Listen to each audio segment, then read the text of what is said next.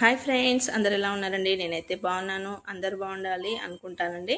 ఈరోజు మా స్పెషల్స్ వచ్చేసి చికెన్ నూడిల్స్ అండి, మరియు వెజ్ మంచూరియా.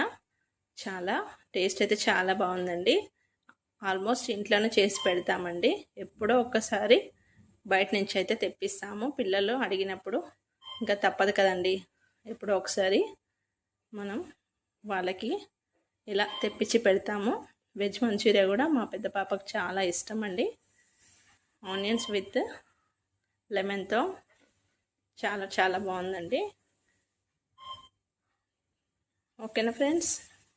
ఇలా